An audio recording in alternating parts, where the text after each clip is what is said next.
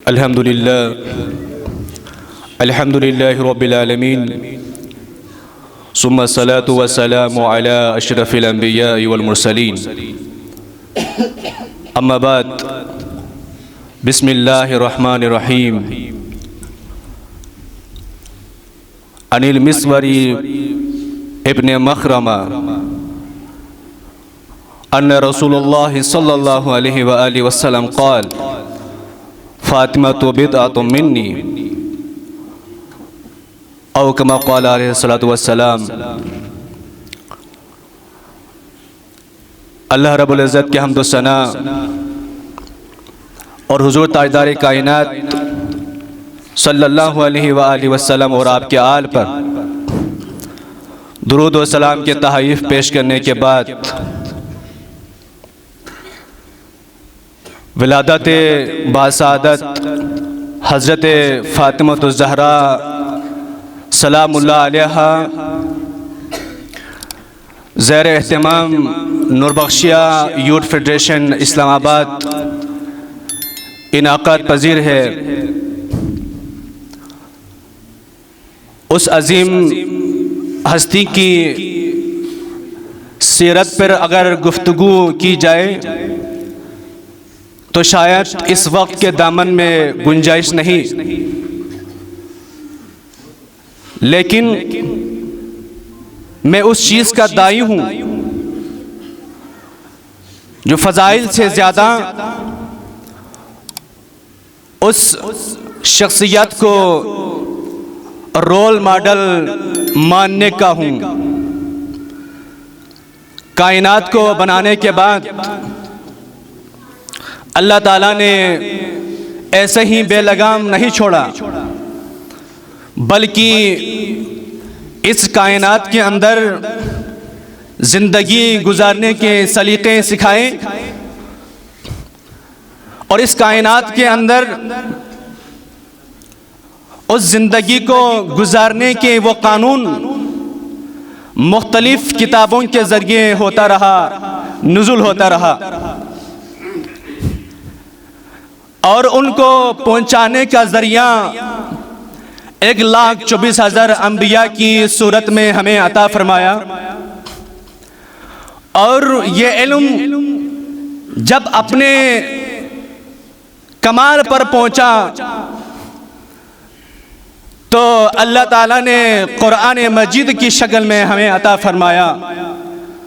और ये नबुव्वत का सिलसिला जब अपने कमाल तक पहुंचा तो हुजूर ताजदार कायनात सल्लल्लाहु अलैहि वसल्लम की शक्ल में आपकी सूरत में हमें अता फरमाया। रोल मॉडल आक़िल इस्लाम और फिर कायनात में ख़वातीन के लिए जिस शख्सियत को रोल मॉडल बनाया वो आज जिनकी विलादत हुई हज़रत खातून जन्नत फ़ातिमतुज़ ज़हरा को बनाया। सामिन गिरामी, तारीख़ तिबरी के अंदर फ़ातिमतुज़ ज़हरा की विलादत के हवाले से नकल किया गया है। 22 जमादुस्सानी 615 ईस्वी के अंदर आपकी विलादत होती है। मैं मुख्तसर नक्शा रखूँगा आपके सामने कि एक खातून के लिए, मुसलमान खातून के लिए इस कायनात में अपनी ज़िंदगी कैसे गुजारनी चाहिए, उसकी लाइफ कैसी होनी चाहिए। क्या आज का मुसलमान, नाम का मुसलमान, क्या अमल का भी मुसलमान लगता है? क्या आज का मुसलमान खातून कुरान और सुन्नत की रोशनी में इन हस्तियों के सामने रखा जाए तो ये क्या खातून, आज का खातून, क्या उसके अंदर इस्लाम नामी चीज नजर आती है? क्या ये अल्लाह ताला के उन अहकामात के ऊपर अमल पैरा हैं या सिर्फ नाम के खातून हैं? सामिन गिरामी, हज़रत खातून जन्नत को दुनिया में लाने से कबल हज़रत खदीजतुल कुबरा मुराक़बे की हालत में बैठ जाती है। ज़ुबान पर कुरान की तिलावत होती है, दिल में अल्लाह का जिक्र होता है। दुनिया में आने से कबल भी फ़ातिमतुज़ ज़हरा की वो तरबियत खदीजतुल कुबरा के बतन के अंदर हो रही है। और दुनिया में आने के बाद, आज के दिन के बाद,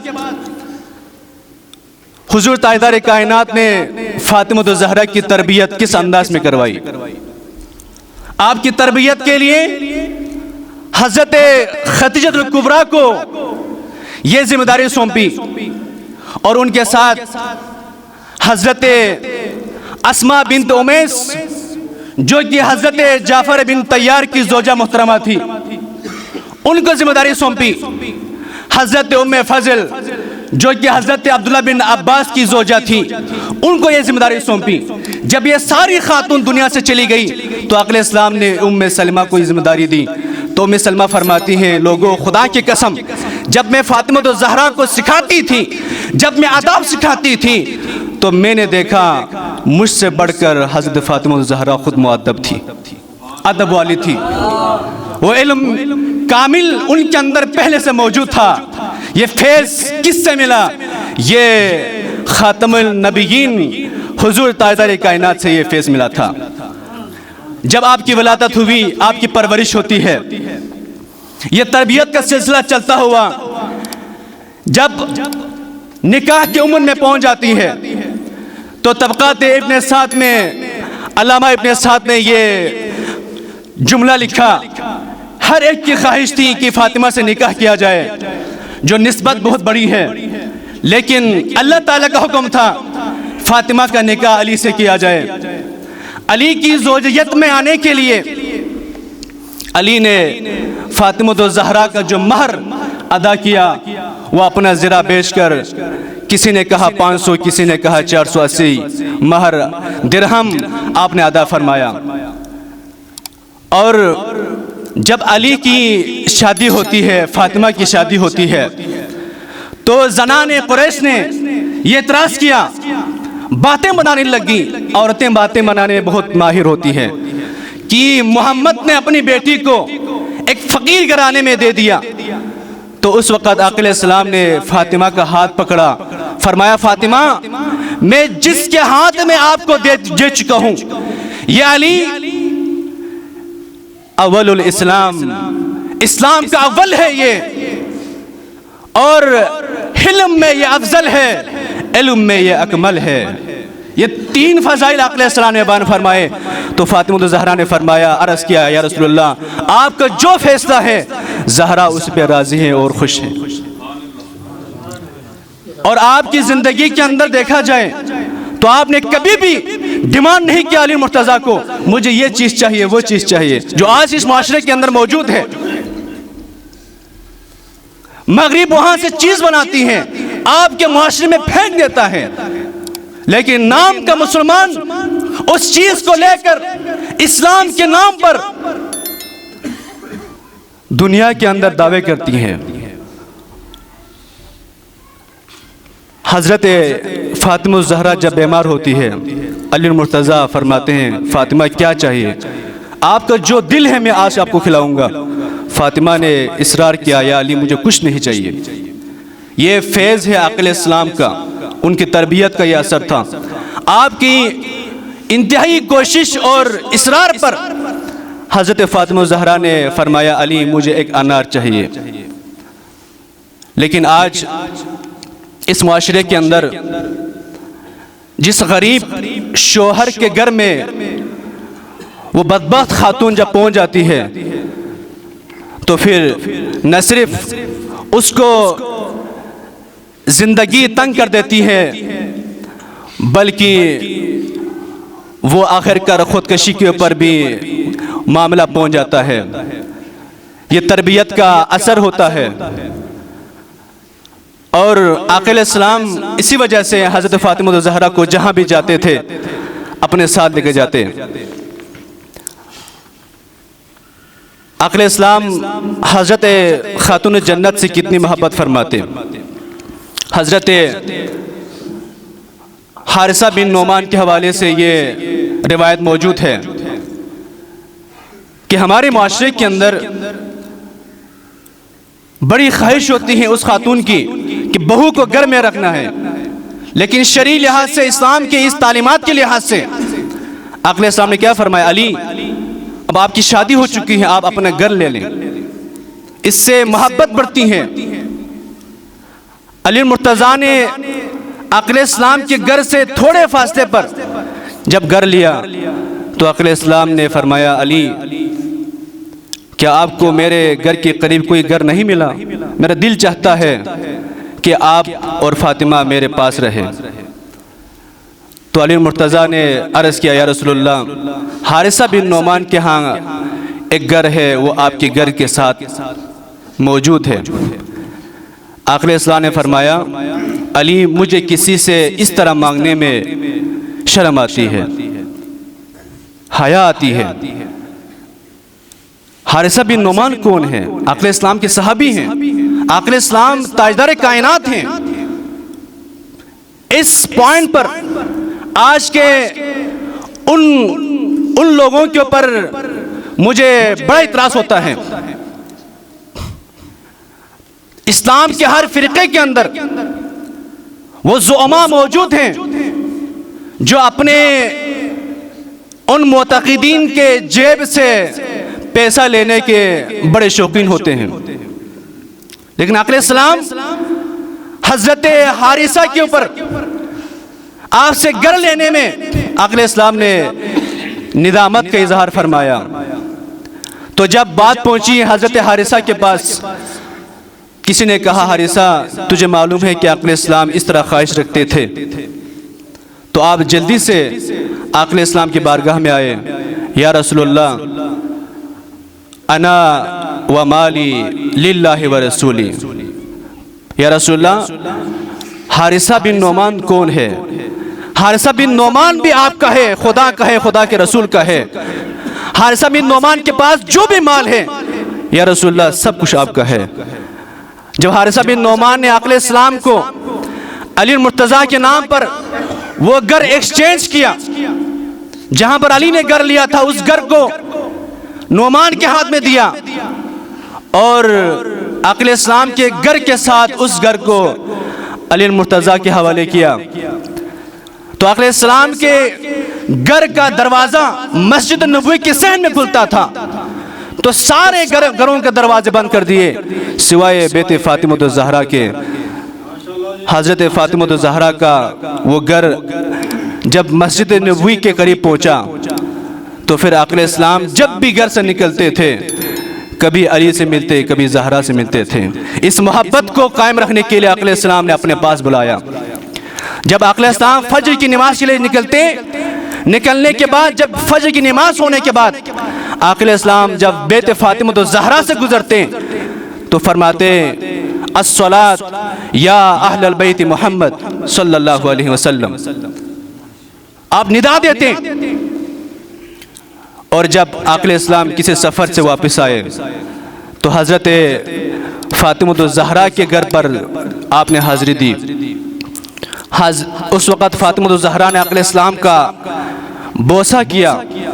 जब हज़रत फातिमा ज़हरा ने अपना सर मुबारक उठाया तो चेहरे पर आंसू रवां दवां थे। आक़ा इस्लाम ने फरमाया, ज़हरा क्या हो गया, क्यों आंसू आपका इस तरह आ रहा है? तो उस वक़्त ज़हरा ने अर्ज़ किया, बाबा जान, मुझे आपके चेहरे के ऊपर थकावट नज़र आती है।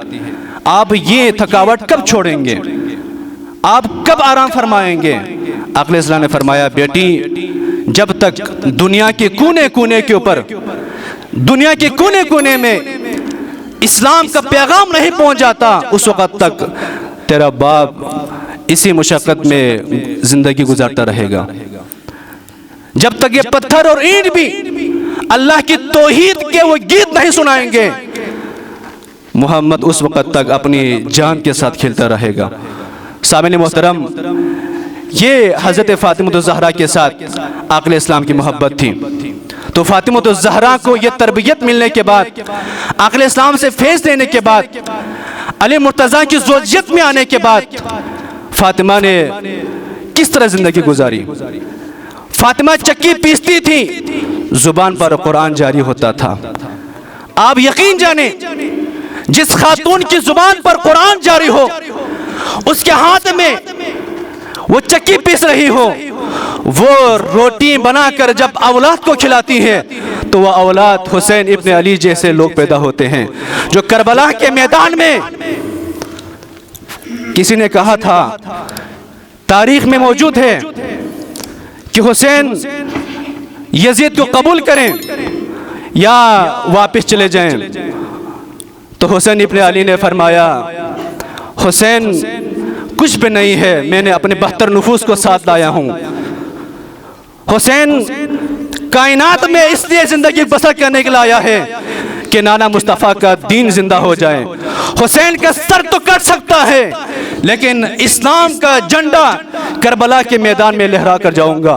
तारीख ने यह बात भी नोट कर ली, जब हुसैन का सर उस नेज़े के ऊपर था और उसका चेहरा मुबारक झुका हुआ था, तो किसी ने कहा, देख हुसैन के चेहरे के ऊपर, चेहरे को देख लें। एक सजदा तो इब्न अली ने किया था, लेकिन दूसरा सजदा करने के लिए कितना तरस रहा है। ज़हरा की तरबियत में आने के बाद करबला के मैदान में तारीख में ये बात रकम होती है। सामिन मोहतरम, ये तरबियत का असर होता है। जिस औलाद की तरबियत ज़हरा की उसूली तरबियत के मुताबिक हो तो फिर वो दीनदार पैदा हो जाता है, वो ख़ानदानी औलाद पैदा हो जाती है।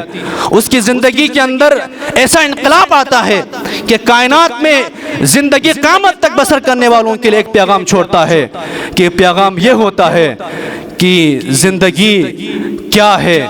ज़िंदगी इन हस्तियों के नक्श कदम पर चलकर कुरान और सुन्नत की रोशनी में बसर करने का नाम है। यही वजह है कि रात को जब मुसल्ले पर इमाम हसन फरमाते हैं, मुसल्ला बिछाकर अम्मी जान खड़ी होती थी, तो मैंने अपने आंखों से देखा कि एक रकत भी मुकम्मल नहीं होती। तहज्जुद के जब वक़्त आता तो ज़हरा रब से शिकवा करने लग जाती, खालिक कायनात, रात इतनी छोटी है, ज़हरा की एक रकत भी मुकम्मल नहीं हो सकती। तो ये आरज़ू और तमन्ना दिल में रखकर जब अल्लाह की इबादत की जाती है तो कायनात में ऐसी आबिदा और जाहिदा, राकिआ और साजिदा जैसी खातून पैदा हो जाती हैं। व आखिर दावाना अल्हम्दुलिल्लाहि रब्बिल आलमीन।